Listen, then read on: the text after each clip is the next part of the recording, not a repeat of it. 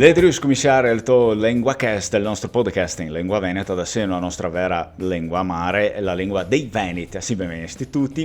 Vi ringrazio voi altri che mi guardate su YouTube e Instagram e in modo speciale ringrazio un tanto al caro Patricia di questo podcast. Di bonai al LenguaCast, quei chi sei i veri responsabili, chi fa questo contenuto da andare avanti. E dunque, sta quasi l'apertura della nostra programmazione dell'Uni in cui vi fa sapere solo che un fiade di quel che parleremo in tra poco. Saremo driu de scorrer sopra il 12 Ioani e anche dei mastaisi.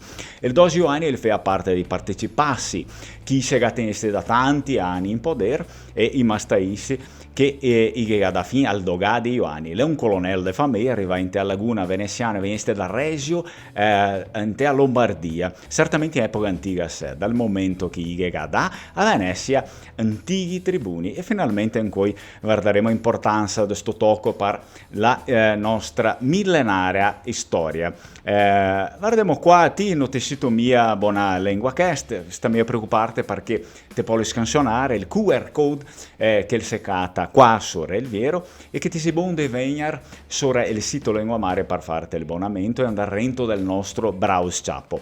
Dopo che te ho fatto che 3 volte alla settimana gli episodi LenguaCast per tenere la lingua e la cultura veneta in alta sempre. E chiaro, non che c'è problema se non ti capisci poi il veneto perché insieme con ogni episodio ti avrei anche il testo scritto in lingua veneta e anche la traduzione in portoghese. E allora, se un lavoro levro, non sta mia parte de bauco e scansiona il QR code proprio adesso e andiamo avanti perché i veri veneti non ise mia molazioni. Beh non?